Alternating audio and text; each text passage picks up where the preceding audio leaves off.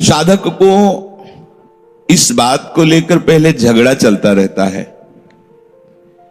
कि ये सांसारिक व्यवहार ठीक है या प्रभु की प्राप्ति ठीक है। बहुत से तो इसी झगड़े में पहले वाले सूत्र में परास्त हो जाते हैं।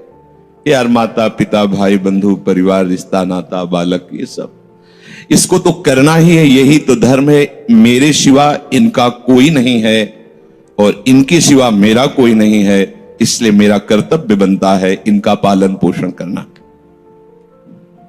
उपासक पहले ही निश्चय में गिर जाता है।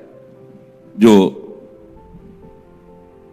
सत्संग नहीं किए वो, जैसे ये प्रश्न भी सत्संग में ही उठता है।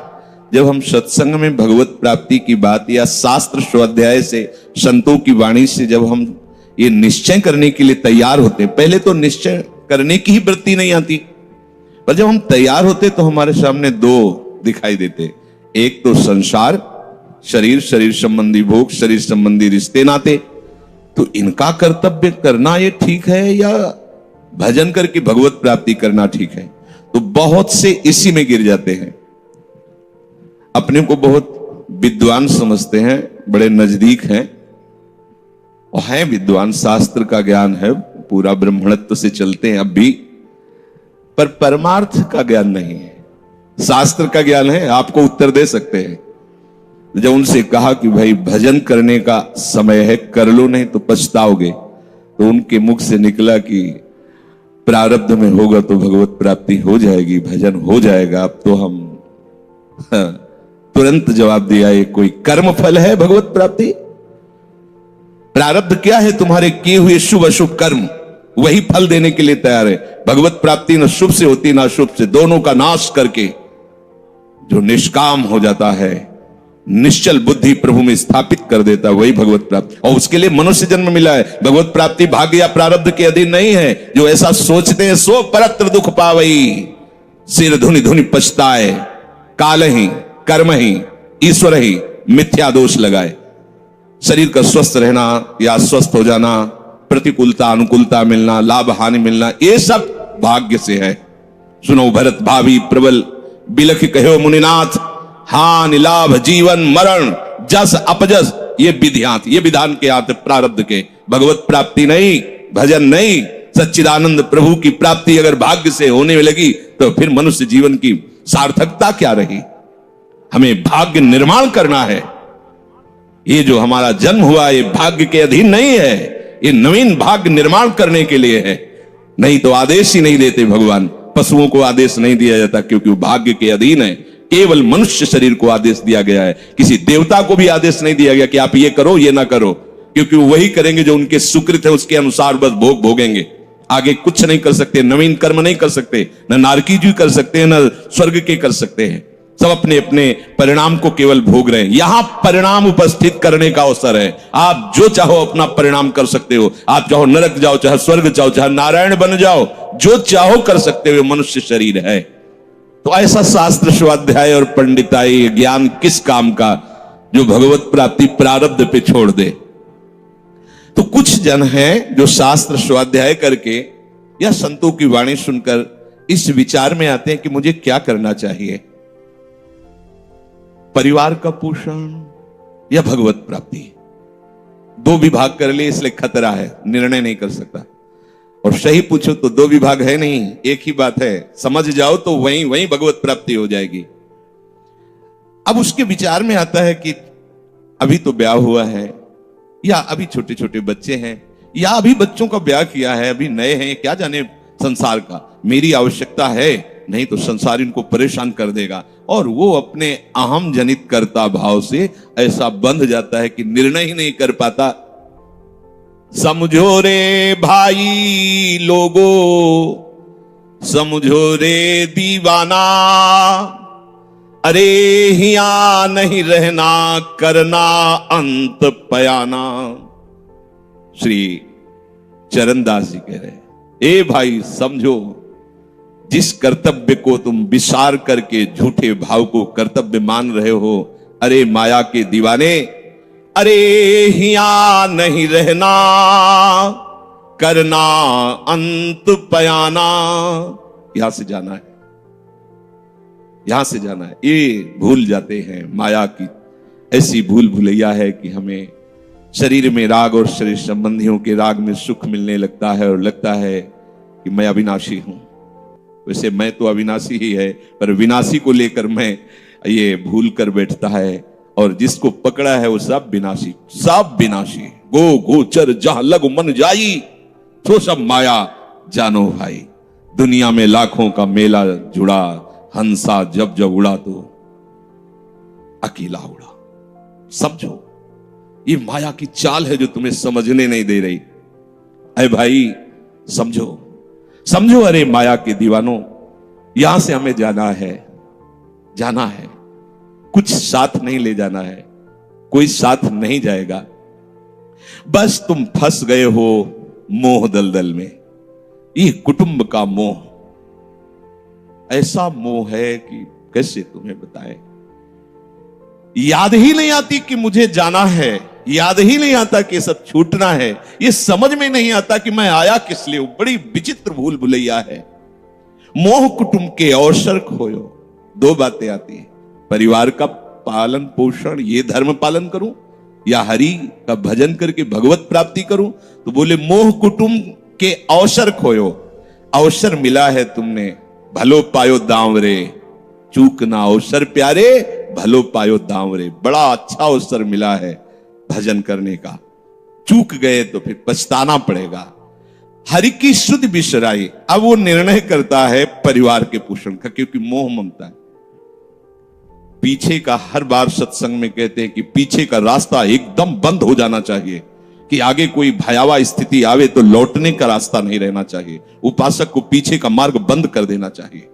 पर होता क्या है, अपने लोग बहुत कमजोर हैं, तो कदम ऐसे रखते हैं पर पीछे वाला पुष्ट बनाए रखते हैं कि अगर इधर थोड़ी भी आंच लगी तो कदम पीछे करके सुरक्षित हो जाए। वो सुरक्षित नहीं है, वो सुरक्षित नहीं है, वो असुरक्षा है।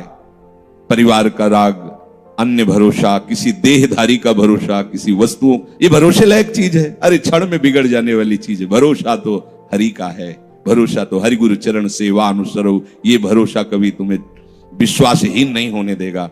ये भरोसा कभी धोखा नहीं। साधुते हो न कारज हानि, कभी तुम्हारा अमंगल नहीं हो सकता। मोह कुटुंब के अवसर खोयो, हरि की शुद्ध बिसराई। अब दिन तो बैल की तरह काम करने में व्यतीत हो रहा है और रात्रि नींद और भोग में समाप्त हो रही है। आठों पहर की 60 घड़ियां बेकार में इसने व्यतीत कर दी। एक क्षण भी शांति से बैठकर विचार नहीं किया कि मेरा जन्म किस लिए हुआ है, मैं क्या कर रहा हूं, और अपना कुशल चाहता है। एक छिन हरि को नाम लीनो, कुशल कहां ते हुई। तब लग कुशलन जीव को सपने हो मन विश्राम। स्वप्न में भी शांति नहीं मिल सकती जब तक भजन नहीं करोगे। बालक अवस्था तो खेल में चली गई, जवानी हुआ तो अहंकार मद छाया, मैं करता मैं भोगता इसमें चली गई। जब वृद्ध आया तो रोग और चिंताओं ने घेर लिया। अब इतना दुखी है कि वो सोच भी नहीं सकता कि मैं इनसे दूर होकर भजन कर लूं। ये जो वो भजन का नाटक होता है, भजन हम देखते हैं, ऐसे ही लगा रहता है। कैसे हो और बढ़िया सब, और क्या करें, और मरने का ठोर आ रहा है, और क्या करें। तुम आयो भजन करने के लिए और में अभी फंसे हो।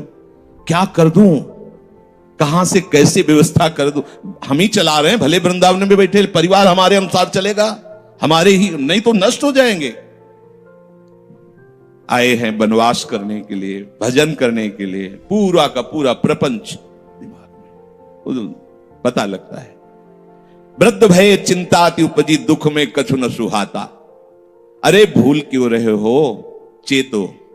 साधु चिताता है जगत को, चेतो। काल रूपी शिकारी धनुष पर विष का बाण चढ़ा चुका है, तुम ठीक निशाने पे हो, होश में हो जाओ। अगर अब कोई तुम्हें निशाने से बचा सकता है तो काल का भी महाकाल हरि बचा सकता है, दूसरा कोई नहीं। आए अचानक बांधे, यम के दूत आकर अचानक बंधन में डाल करके ले जाते हैं। अब वो निर्णय कर रहे हैं, झूठे जग से नेह छोड़कर साचो हरिनाम उच्चारो। चरणदास सुखदेव कहते हैं अपना भला विचारो, इसी में अपना भला है। तो क्या करें? घर परिवार छोड़कर तुम्हारी तरह बाबा जी बन जाए? बाबा जी बनने से भगवत प्राप्ति नहीं होती। अगर आप बाबा जी बाहरी बात को ले रहे हैं तो उसको समझ लीजिए, बाबा जी बनने से भगवत प्राप्ति नहीं होती, प्रभु के होने से भगवत प्राप्ति होती है। वो आप चाहे गृहस्थ वेश में रहकर बनो या आप विरक्त वेश, दो मार्ग शास्त्रों ने स्थापित किए हैं, वो प्रभु के लिए। अगर वेश बदल लिया है और परिवार का राग है, भोगों का राग है, संसार की सत्यता का भान हो रहा है कि सब सत्य है, कोई फर्क नहीं पड़ता। वेश परिवर्तन से कोई फर्क नहीं पड़ता। गधे की पीठ में चाहे मिट्टी ला दो, चाहे कबाड़ ला दो, चाहे बेद ला दो, उसको बाहर से मतलब है। शरीर में चाहे लाल कपड़ा पहनो, चाहे सफेद पहनो, चाहे काला पहनो, चाहे नीला पहनो, चाहे पीला पहनो, ये तो वस्त्र है। आपका उद्देश्य क्या हुआ? आपका अपनापन कहां गया? ये खास बात है। कहीं ऐसा नहीं लिखा कि बाबा जी बनने से वो मोक्ष पद प्राप्त, नहीं। जहां संत की बात आएगी वहां लक्षण होंगे।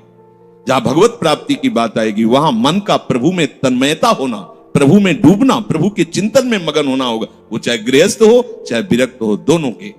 एक है कि संसार का व्यवहार पसंद नहीं तो निवृत्ति मार्ग का पथिक बन गया, और एक है कि संसार के व्यवहार को भगवत स्वरूप समझकर, भगवत अर्पित करते हुए अपने को प्रभु का मानकर, प्रभु को अपना मानकर चल रहा है, ठीक वैसे ही भगवत प्राप्ति उसको भी होगी।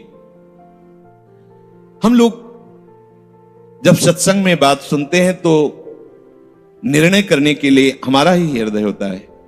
अब लगा कि नहीं ठीक है, भजन तो करना है, पर हम ऐसा नहीं है कि कर्तव्य के लिए रुक रहे, पर कुछ समय अब हम लेंगे, फटाफट सब निपटा के। तो तुमसे भी चतुर काल है, वो उतने ही समय में तुम्हें निपटा देगा। बहुत चतुर है। हमने बहुत से लोगों के मुझसे सुना है कि बस ये काम हो जाए हम आए, आज तक वो लौट के नहीं आ पाए, क्योंकि वो गली ऐसी है। क्या है? बहुत दलदल है आगे। जो गया ना मोह कलिल में डूबा, अब निकल पाना बड़ा मुश्किल है। सत्संग में इतना सामर्थ्य कि अभी आप सुन रहे हो, अभी आपको ऐसे सब ऐसे लगेगा, ऐसे ऐसे निकल जाएंगे, और गेट के बाहर होइएगा, वो हवा लगने दीजिए, तब लगे कैसे निकले। ऐसी प्रचंड माया है। इसीलिए तन ही राख सत्संग में तो मन ही प्रेम रस भेयो, तब मन प्रेम रस में बराबर सत्संग होता रहे, बराबर साधु संग मिले। घड़ी दोय में मेला बिछुरे, अरे साधु देखी तमाशा चलना, जो ही आकर ही वे इकट्ठे, 300 बहुरी न कबहू मिलना। ऐ साधु, ये तमाशा है, तमाशा बस 2 घड़ी का तमाशा है। यहां जितने इकट्ठे हुए हो ये सब मिल नहीं सकते। माता पिता भाई बंधु सब बिछुरते चले जा रहे हैं। जो ही आकर सब इकट्ठे मिले हो, ये कभी इकट्ठे नहीं रह सकते। ये कुछ समय का है। संतों ने इसे 2 घड़ी का ऐसे ऐसे व्यतीत हुआ। हम लोग परिवार को अपना मैं मानकर, मेरा मानकर के जो पोषित कर रहे हैं, वो कुछ समय के लिए है। जैसे नाव नदी के ऊपर बाट बटाऊ आए, मिल मिल जुदे होए पल माही, आप को जावे। जैसे नदी पार करने के लिए 50 लोग इकट्ठे हुए नाव में बैठे, नाव किनारे पहुंचे, सब अपने अपने मार्ग को चले जाते हैं, कोई किसी का साथ नहीं देता है।